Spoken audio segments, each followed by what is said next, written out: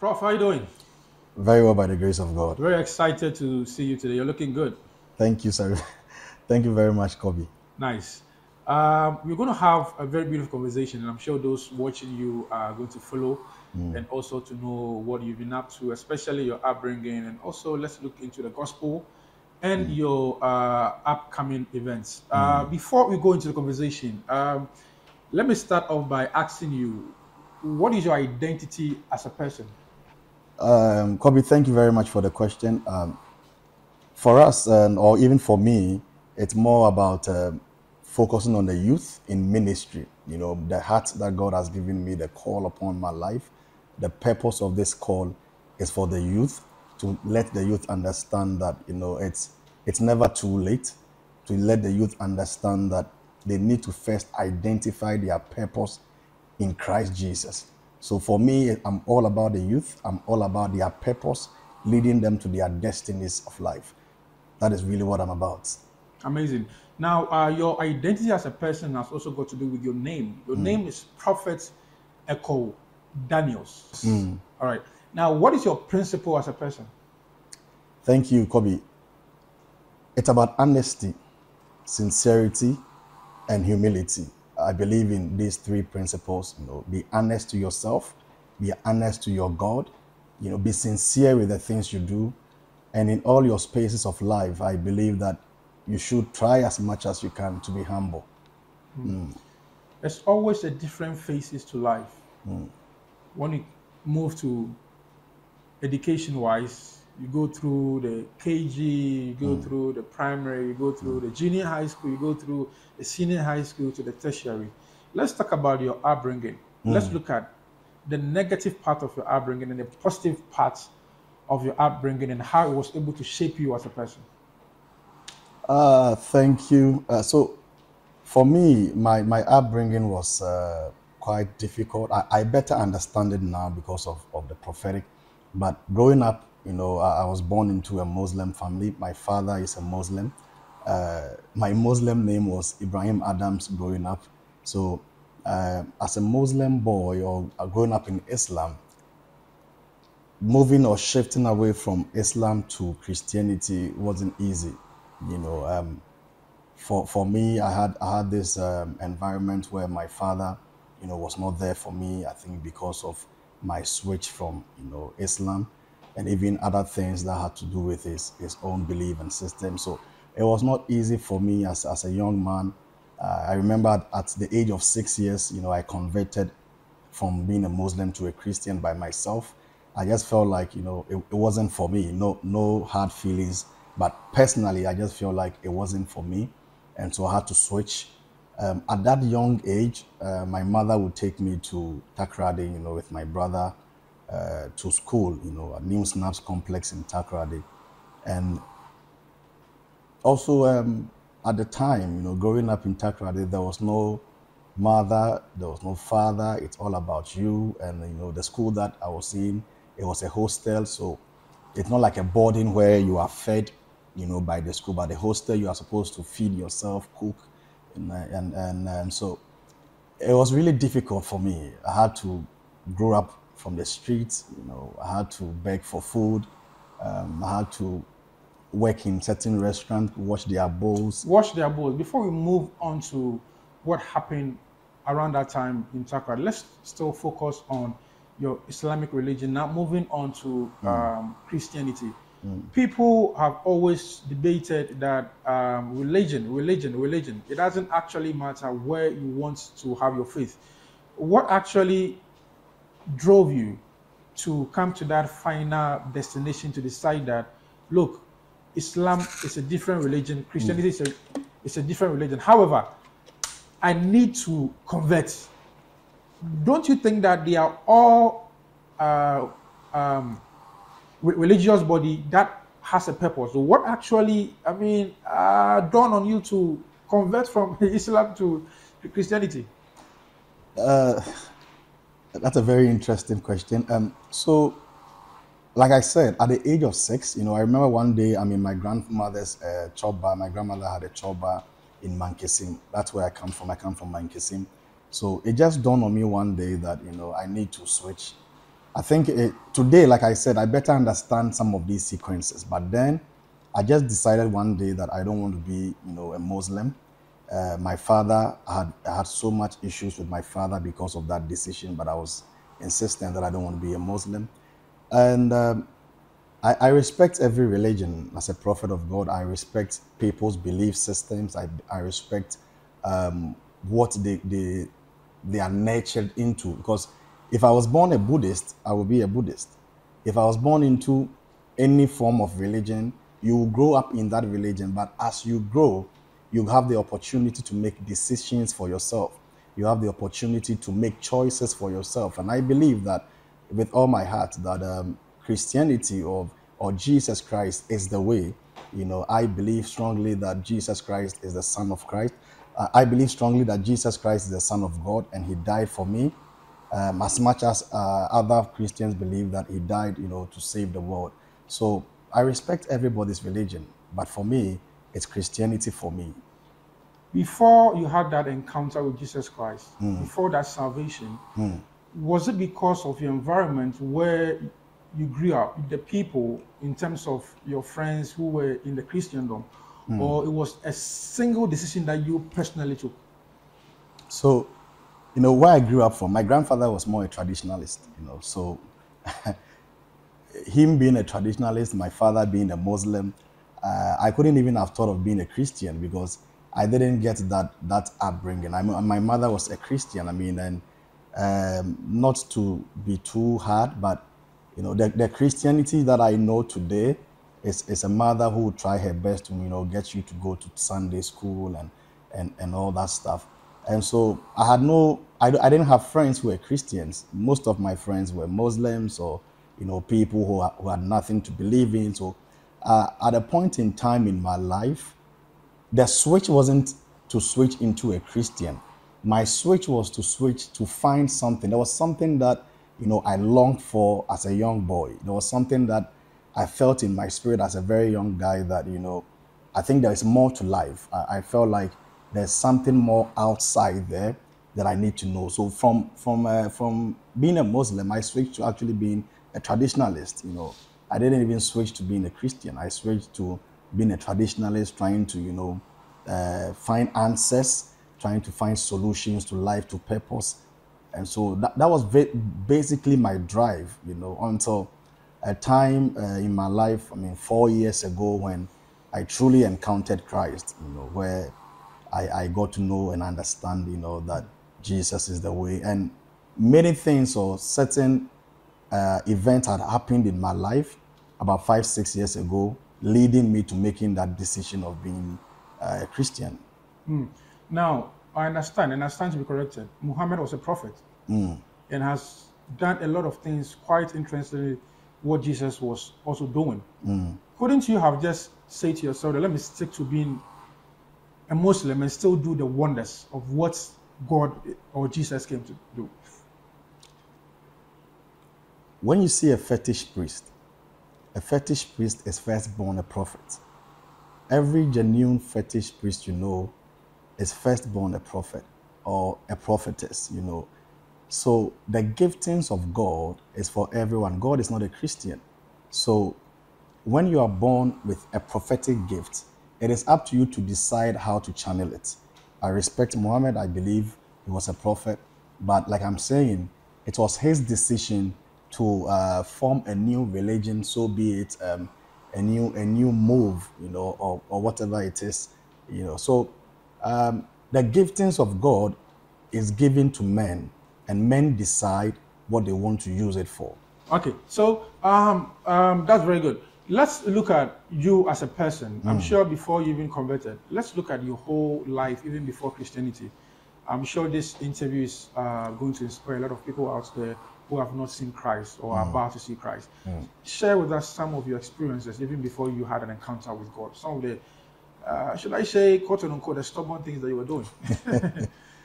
So yeah, in about 2010, I will move to Accra because of school, Central University College. And at the time, like I said, my mother was a single parent, or a single mother. So it was really difficult bringing us up. We are just two boys, and she'll bring me to Accra, for school purposes. And being in Accra, I tried to make ends meet by myself. Try to put things together to survive. Everybody who comes to Accra wants to survive, wants to make something for themselves. So along that line, I mean, I got into a lot of things. There's nothing. I normally say there's nothing really bad that I haven't done, except for one or two things which I won't do because it's prohibited against my personal principles of life. So yeah, I got into acting, which I think is a public thing. Most people know that I got into acting from about 2010. I was into acting for about 6 years, if I remember. And then I had to switch into editorial modeling. So when I talk about editorial modeling, I mean shooting TV commercials, having photo shoots for brands. And I've done very, very good stuff for some very reputable brands like Coca-Cola, like Cowbank, like all these kind of brands in the past. And along the line, I also worked for an alcoholic company, so that was more like the climax of my life, because going into the alcohol industry was one beautiful experience to say, because it got my life almost always in the pubs, almost always in the club, drinking, partying. Mostly you find me drunk or tipsy, because of what I'm doing. And there's a way that you drive sales. I'm a marketing person by profession or by schooling, and so there's a way that you drive sales as a person. And my way of driving sales at the time was to experiment things for myself. So you were drinking? I was drinking. I used to drink a lot. I could drink like 10 bottles of alcohol or 10 bottles of wine a day, continuously for a year. And I could drink like 3 bottles of whiskey, 4 bottles of whiskey. I was a hard, drinker. And when you do these things, when you drink, you are doing weed, you are doing drugs, it comes with a certain lifestyle. It comes with womanizing, it comes with a whole lot of very to say now, very ungodly life. And so my life in the past has been a very stubborn road. Like I said, I'm a survivor on the streets. I had to survive. I've done many things to survive. I had to, in the streets of Takrady, we used to steal even from churches. I think it's about the first time I'm saying that on air. Why you were stealing church instruments? Yeah, we were stealing church money, like collection. Wow. The church collection. Yeah, but I didn't believe in anything Christianity. So we were about 5 friends, and then Do you remember their names? yeah, I think so. So myself, then I was called Ibrahim Adams. So myself, Kubleno, Emmanuel Wanchi, Watara. I think I'm one other person. It's been a very long time. I don't know where they are, but please just say 1 minute or just a word of prayer for them. Oh, so unfortunately, may their soul rest in peace. 3 of them are gone. Yeah, Wow. Yeah, 3 of them are dead. It's just left myself and Kublenu, So Wow. that's why I normally counsel the youth, and my heart is after the youth, that you may be in a certain situation with your friends, but you have no idea the covenants between these people and their God. And you may lose your life while these other people still stay alive. For me, the person that covenanted with God for my life was my mother. It's because now I understand what she did and how she did it.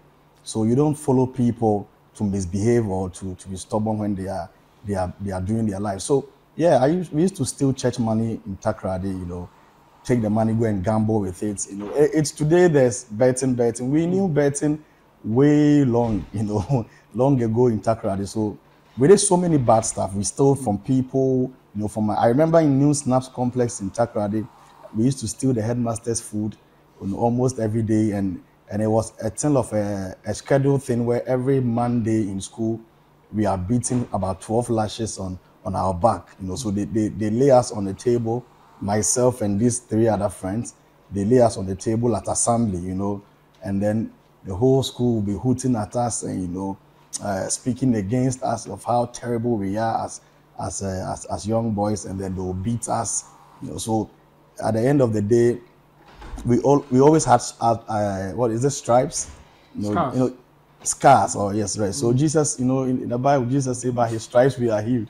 You know, for us, our stripes were mark of bad boys, you know, and we almost always had that. Every Monday or every 2 weeks Monday, we receive about 12 lashes. Will you say you were taking advantage of your nice face, the fact that you're a nice-looking gentleman, and so the ladies will be looking for you everywhere. You were taking advantage of the fact that, oh, I'm a fine boy, so you were just doing anything, everything.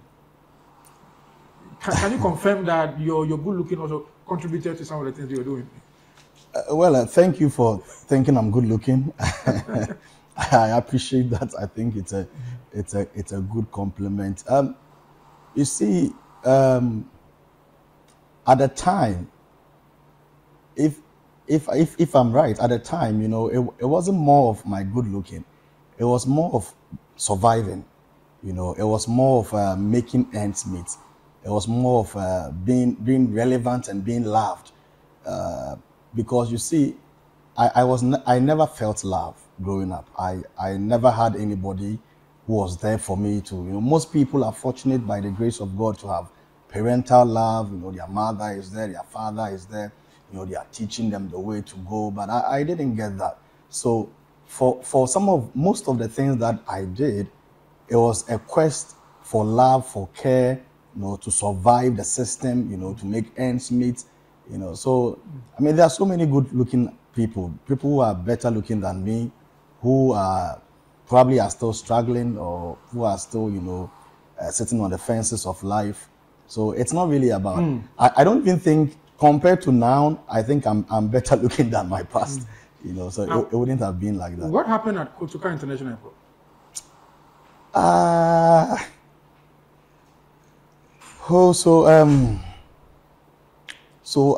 think when I was trying to come back to Mankisim after spending about a decade in Takrady, you know, like I said, the situation was very difficult for us, especially, okay, let me say for me, because my friends had also gone their own way, and I felt like I've suffered enough. You know, most of my life was full of pain, you know. These things I'm saying these things for the very first time on TV or on air. Most of my life was full of pain and agony. I see pain every day and every week and continuously. So at a point in time in Takrady, I think somewhere in the 90s, there was a story that broke out that, you know, there was a young guy who has done a slow way. You know, we call it slow way in Takrady.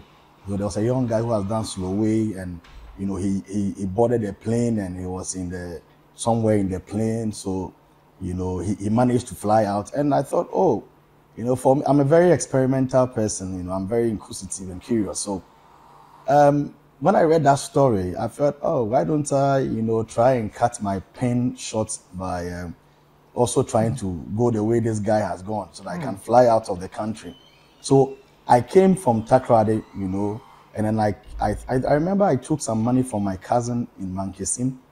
He gave me some money for transportation. I came to Kotoka, and my idea at Kotoka was to do a slow way, you know. At Kotoka International Airport. At Kotoka International Airport. Different environment. I was very naive, you know. Very naive. I had no idea what Kotoka was even, but we only hear in Kotoka. We only hear in Takrady that Kotoka is an airport. But how old are you? How old were you then? Oh, then I was about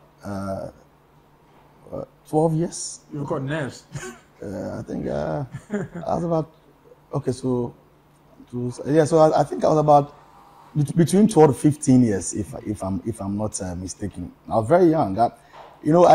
I'm very. Let me rather put it this way. I've outgrown my age because of the systems life has put me through, you know. So I knew a lot at a very young age. I knew so much, you know. So I got to Kotoka Airport, and I'm trying to find my way to this, what's the name? You go through the departure system, and I'm just going because I thought, you try to bypass this immigration, and then you find a plane and you go and hide in the plane. I had no idea what it's all about, So I got there, and then they started questioning me. Why are you going? You're a young boy. Who are you looking for? And the people realized, they think I'm lost. I don't know what I'm about, because I told them I'm traveling. And what are you traveling with? There's no passport and nothing. So they had to took their at that time they had to take me to airport police station. The people realized that this guy, he doesn't know what he's talking about. So they took me to airport police station, and then there was an announcement that went out there that somebody is missing. So I normally tell people that I've seen it all. There's nothing really that I haven't seen or done. So there was an announcement that was given out there that this boy is missing. They put the details out there, and then they asked me at the airport police station that if I remember any number, at all. So yeah, I gave them my mother's number. They called my mother, and then some of my uncles came for me. Wow.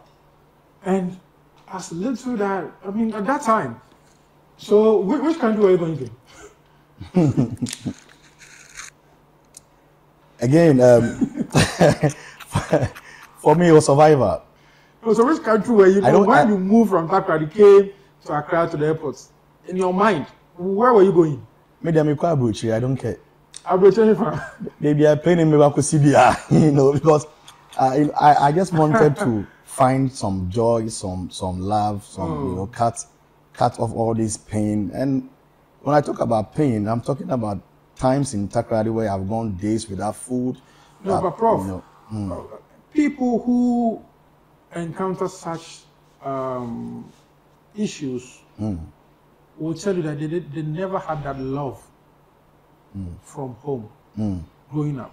You keep mentioning your mom. Didn't you encounter any love, any mother love, any father love around you? What will actually push you from your parents to go and engage yourself in all these lifestyles?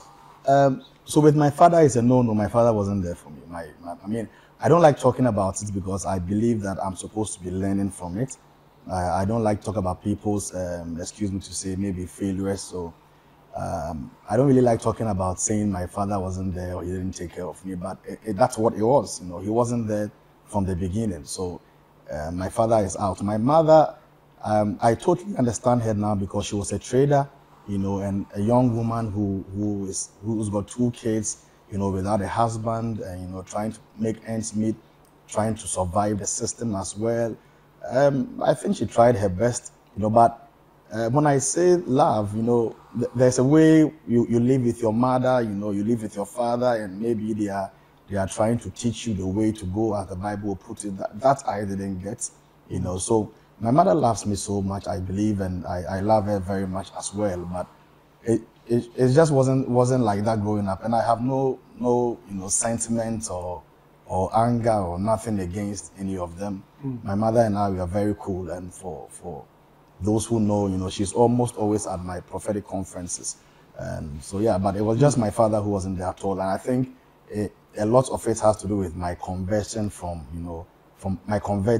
being a Muslim to, trying to find my feet. Now, fast forward, you gave your life to Christ. You are a prophet now. 3 years. How has been the journey for you? It's been a beautiful journey.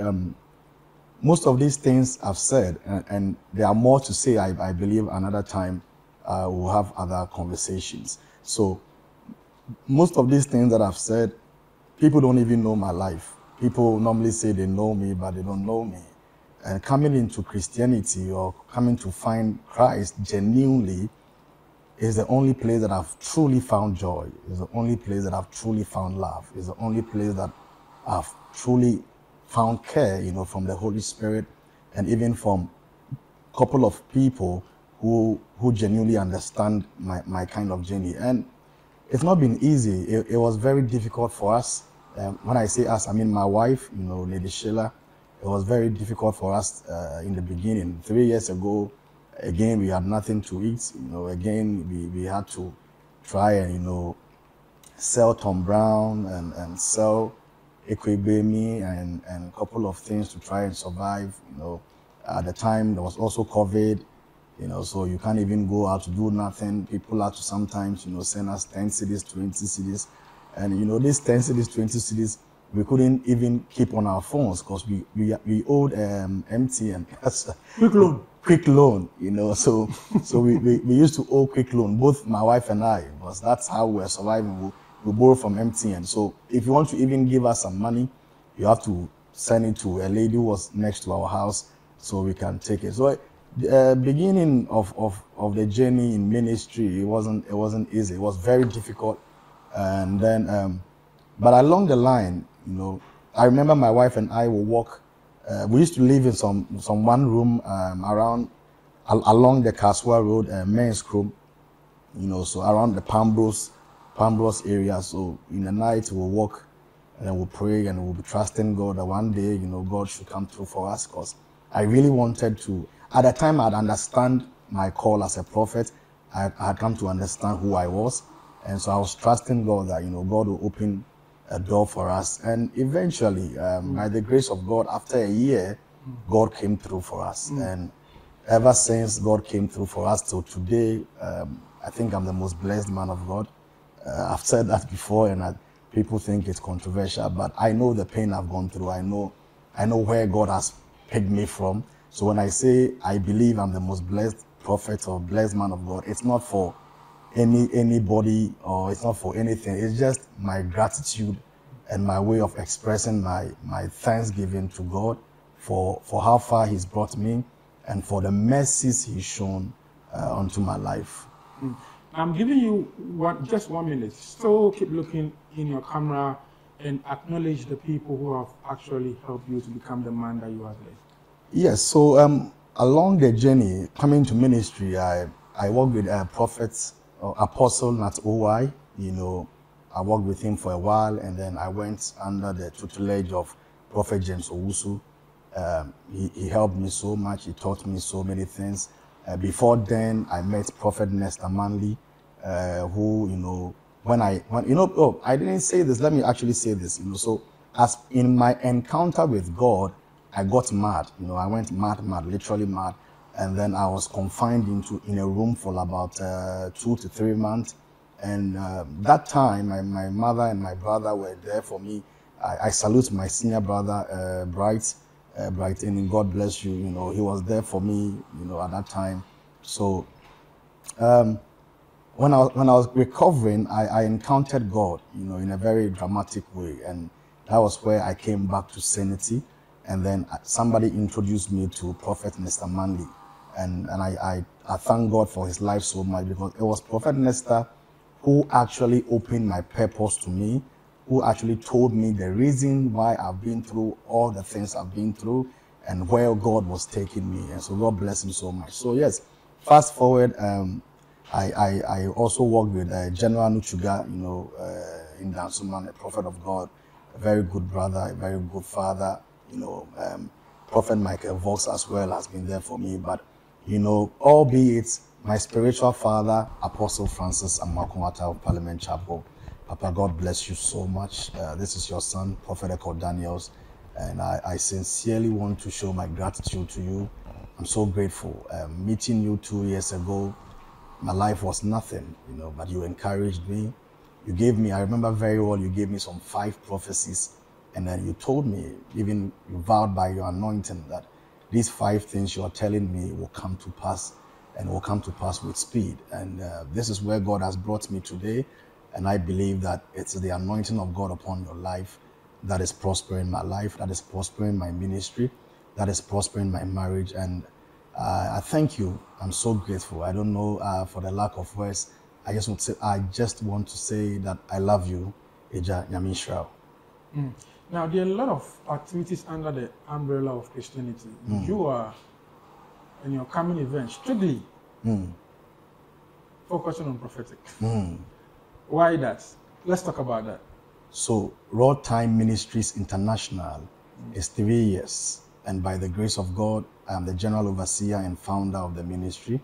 The ministry is based more in East Legon by the grace of God, and then we worship now at UPSA. Why strictly prophetic as our theme for the year 2023? I believe in prophetic. I'm a product of prophecy. I'm a product of everything prophetic, up to now of my life. To tell you something, Kobe, my coming, or is it for my mother to conceive me, it was because my mother served the prophets. I'm telling you this for the first time. My mother served an ancient prophet, and the prophet asked my mother, you are always bringing me food, you are always bringing me water, you are always being nice to me. What is that one thing that you are desiring of God? And my mother told the prophet that I just want a child. At the time, my mother had my senior brother, Bright, but my mother felt like she wanted, another child, and the child was not coming. So this prophet prophesied to my mother and said, a year by this time, you will have a child. So I'm a product of prophecy, and I know what prophecy can do, and I understand how prophecy can shape the life and the destiny of men, how prophecy can pick people and put them into the right path of life. When you find out your purpose on earth, a lot of mistakes will be avoided. When you find out your purpose in life, you may not go through what I went through, because you would have to work and walk by the blueprint, by the blueprint of this prophecy. So strictly prophetic, because I'm trusting God that as many as will come for this conference, the Lord will use the prophets, the great prophet of God on this conference to bless their lives, to minister to them, to show them the clear path they need to walk on. And that is my aim for organizing this conference and for theming it strictly prophetic. Strictly prophetic is happening in 3 months. It's the last Saturday of each month, April 29th, 2023. Is Prophet Bernard L. Bernard speaking, and it starts 9 a.m. in the morning. The venue is the Vice Chancellor's Office Complex, UPSA. It's just about 100 meters from the university itself. May 27th is, so May is the month of the anniversary proper, and my spiritual father, my coven and my head, Apostle Francis Amakwanta, is the main speaker. May 27th, 9 a.m., same venue, the Vice Chancellor's Office Complex, UPSA. And June 24th is Prophet Emmanuel Ejay. Papa, God bless you so much for the care and love you have shown me in these few months that I've known you. So June 24th, is Prophet Emmanuel Ejay, 9 a.m. in the morning, same venue, the Vice Chancellor's Office Complex. And ministering in songs, we have Alexandra. God bless you, Alexandra. You have been there throughout all this journey for the past 3 years. You've been a sister. God bless you. And MF Ida, who also happens to be our lead singer, and also my secretary.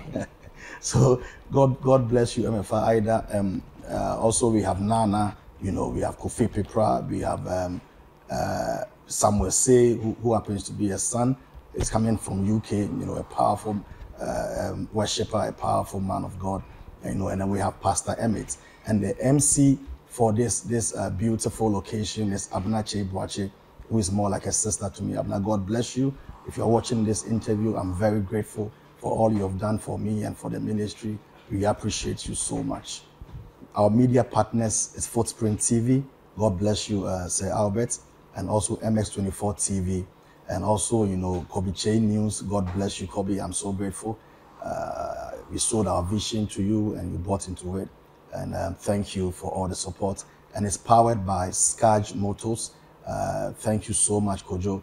And then also our media sponsors, Adom TV, Atinka TV, Media General, for all the support they are giving to the ministry, to Kantanka TV, and Tima Kumkum Foundation. Tima, God bless you. You're an amazing sister, So thank you very much to our sponsors, to Fordmat, to Prissy Usher Consult, to Nikki Tech Haven, to 305 Bar and Restaurant, Urban Edge Wardrobe, McPrice Services, Eve Closet, Corporate GH, Timakunkum Foundation, Go Cleaners, so Stop and Shop, supermarket, C2 Clothing, the T-shirt guy, Logic Advertising. The media sponsors as well is KCK Multimedia. We have Infonifie, Anika Studio, Palm Wine Studio, and Footprint TV. God bless you all so much for trusting the ministry, for trusting Prophet Ekow Daniels, and for walking this journey with us. By the grace of God, our billboards are all over town. You see a billboard, you can take a picture of it, and then you can send it to our ministry number on WhatsApp, 0244 856 983. 0244 856 983. That is Raw Time Ministry International's WhatsApp number.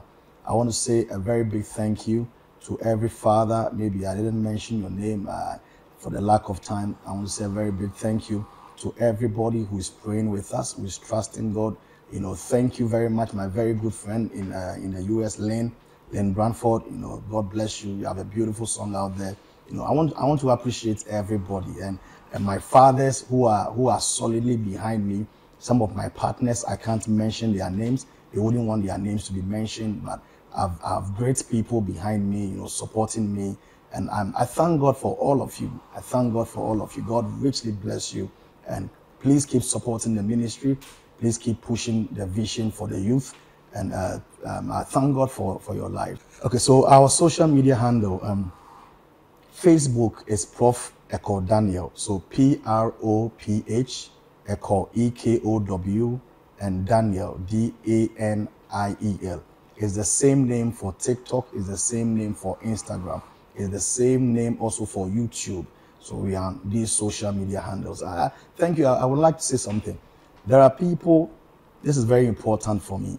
There are people who are using my pictures to scam ladies, especially ladies, collecting monies from them. There's one guy whose name pops up a lot, one Richard Amwako guy, using my name, using my pictures, saying he's an actor. And please, dear ladies, be careful, be guided.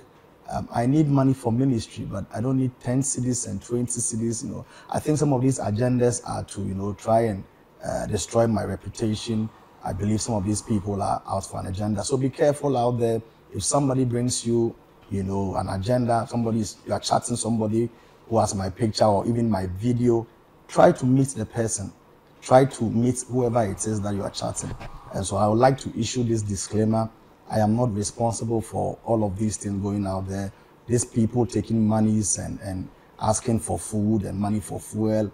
I am not responsible for any of these things. I'm very sorry for the victims. I receive many of these messages on a daily basis. I'm very sorry for you. But please be guided, and know that Raw Time Ministries is not into any of these activities. God richly bless you.